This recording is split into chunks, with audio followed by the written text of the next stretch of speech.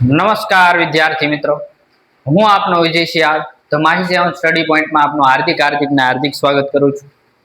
આજે ધોરણ 12 સાયન્સ અને કોમર્સનું રિઝલ્ટ આવવાનું છે, ત્યારે 2-3 પ્રશ્નોનું તમારી સાથે સોલ્યુશન નિરાકરણ કરવું છે મારે, બરાબર? તો આ વિડીયો છે એ અંત સુધી જોજો એવી મારી ખાસ તમને નમ્ર વિનંતી છે. અહીંયા જો તમને દેખાતું હશે કે ભાઈ 12માનું રિઝલ્ટ આવી ગયું, બરાબર? રિઝલ્ટ કેવું આવવાનું છે? તો કે બધા જ વિદ્યાર્થીઓને સારું આવવાનું છે. ભગવાનને હું પ્રાર્થના કરું કે બધા વિદ્યાર્થી પાસ થઈ જાય અને સરસ બધાનું રિઝલ્ટ આવી જાય, બરાબર? જો 2 થી 3 પ્રશ્નોનું મારે તમારા મનમાં છે ને, એ 2 થી 3 પ્રશ્ન એવા ભમતા હોય કે જેનો જવાબ છે એ કદાચ અમુક વિદ્યાર્થી પાસે હોય ને અમુક પાસે ન હોય.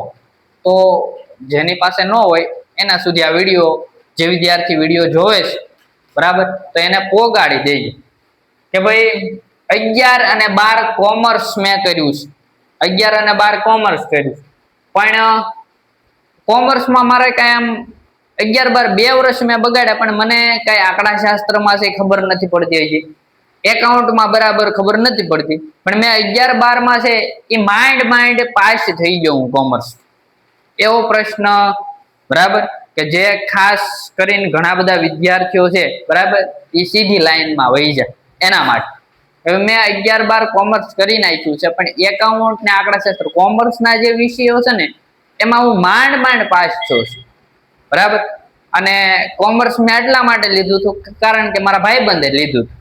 આવું ઘણી વખત આપણે થતું કે આપણા ભાઈબંધ જે લે ને, આપણા મિત્રો જે લે એ છે આપણે એની પાછળ ફિલ્ડમાં જતા રહેતા હોય, પણ હકીકતમાં એ ફિલ્ડ આપણા લાયક ન હોય કે આપણે એના લાયક ન હોય, બરાબર. તો એટલા માટે શું થાય તો કે 11-12માં આપણું રિઝલ્ટ છે એ આપણે અલગ ફિલ્ડમાં આવી જાય એટલે ડાઉન પડી જાય. પછી વિદ્યાર્થીને પસ્તાવો થાય કે ભાઈ હવે 11-12 કોમર્સ કરી નાખ્યું પણ આપણને કોમર્સના વિષયમાં કઈ ટપ્પો પડતો નથી, તો હવે મારે BA કરી નાખવું છે, બેચલર ઓફ આર્ટ્સ કરી નાખવું છે.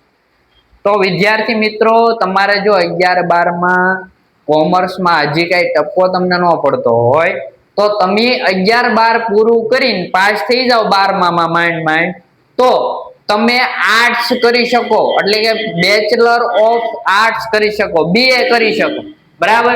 તો અહીંયા તમે BA કરી શકો, હા, બરાબર. કારણ કે અર્થશાસ્ત્ર વિષય છે એવો છે જે કોમર્સમાં આવ્યો અને આર્ટ્સમાં આવ્યો, બરાબર. ઘણા બધા એવો વિષય છે જે આર્ટ્સમાં કોમર્સમાં બેમાં આવતા હોય, એટલે તમને હું વિડીયોના માધ્યમથી એમ કહી શકું કે બીકોમ, બરાબર, જો તમે કોમર્સ કરેલું છે તો બીકોમ ફરજિયાત કરવું પડે એવું કાંઈ છે નહીં. એટલે તમે જો વિદ્યાર્થી મિત્રો 11-12 કોમર્સ કર્યું હોય અને તમારે છે એ કોમર્સમાં આટલો બધો રસ ન પડ્યો, એટલે કે આટલું બધું તમને આવડ્યું ન હોય, બરાબર, અને ટપ્પો કાંઈ પડતો ન હોય, તમને એમ થાય કે હવે આપણે છે એ આર્ટ્સ કરી નાખવું છે, બરાબર, કોલેજ એ આર્ટ્સમાં કરવી છે, બેચલર ઓફ આર્ટ્સ થવું છે, BA કરવું છે, તો તમે છે, બરાબર, એ BA કરી શકો. પછી બીજી વસ્તુ કે 11 અને 12 આર્ટ્સ કર્યા પછી બીકોમ કરી શકાય. 11-12 આર્ટ્સ કર્યું હોય અને પછી બીકોમ કરવું હોય તો એ વિદ્યાર્થીઓ ન કરી શકાય, કારણ કે અમુક યુનિવર્સિટીઓ છે, બરાબર, એ આને માન્ય ગણતી નથી. તમારે જો બીકોમ કરવું હોય તો તમારે કોમર્સ ફિલ્ડમાં, બરાબર, 11-12 કોમર્સ કરવું પડે વિદ્યાર્થી મિત્રો, બરાબર. કારણ કે ઘણી બધી યુનિવર્સિટી એમ માને છે કે આંકડા શાસ્ત્ર અને એકાઉન્ટ જો તમે આર્ટ્સ કર્યું હોય તો આ વિષય આવવાના જ નથી, એટલે કે એનો પાયો તમને આવડશે જ નહીં, બરાબર, પાયો એનો આવડતો જ નહીં હોય. એટલા માટે છે તમારે ફરજિયાત, જો, બરાબર, કે ભાઈ 11-12 આર્ટ્સ કર્યા પછી છે એ તમે બીકોમ કરી શકતા નથી. જો બીકોમ કરવું હોય તો ફરજિયાત શું કરવું પડે? કોમર્સ કરવું પડે, બરાબર. તો આમાં છે એવું ના લખું કે ભાઈ આર્ટ્સ કર્યું હોય પછી તમે બીકોમ ન કરી શકો, અને બીકોમ કોમર્સ કર્યું હોય પછી તમે છે એ આર્ટ્સ કરી શકો.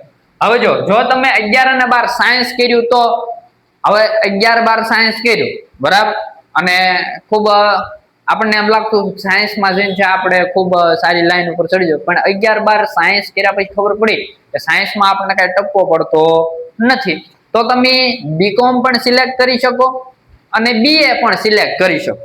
11-12 સાયન્સ કરીને પછી તમે બેચલર ઓફ આર્ટ્સ પણ થઈ શકો અને બેચલર ઓફ કોમર્સ પણ થઈ શકો, બરાબર. તો સાયન્સ કર્યું હોય તો એની માટે છે એ ત્રણેય વિકલ્પ ખુલ્લા છે. બીએસસી પણ કરી શકે, બીકોમ પણ કરી શકે અને બીએ પણ કરી શકે. બરાબર. પણ જેને સાયન્સ કર્યું છે એને મારી એક સલાહ છે કે ભાઈ ફરજિયાત ઈ બીએસસી જ કરે, કોમર્સ કર્યું છે એને બીકોમ જ કરે. બરાબર. અને જેને આર્ટ્સ કર્યું છે એ બીએ કરે. એનું કારણ છે કે તમે 2 વર્ષ બગાડ્યા છે, 2 વર્ષ તમે બીએ કર્યું છે, બરાબર, એટલે કે આર્ટ્સ કર્યું હશે તો તમારો એમાં પાયો ઘડાણો હશે. કોમર્સ કર્યું હશે તો એનો પાયો તમારે બરાબર ઘડાણો હશે. એટલે તમને બીકોમ કરો, બીએ કરો કે ત્યારે વાંધો નહીં આવે. એટલે તમે જો આવી રીતના અદલા બદલી કરો, બરાબર, કોમર્સ કર્યા પછી આર્ટ્સ માં જાઓ, સાયન્સ કર્યા પછી બીકોમ કરો કે બીએ કરો, બરાબર, તો એમાં તમારો જે પાયો છે વારા ઘણે વિખાતો જાય છે. બરાબર. એટલે કે આર્ટ્સ તમે 2 વર્ષ ભણ્યા હો તો પછી પાછા બીકોમ, બરાબર, તો તમારે છે એ ઘણો બધા ફરી વખત કાંઈ પણ પાયો ન ચડાવવો પડે. એટલે શું કરવાનું? બીએ જ કરવાનું.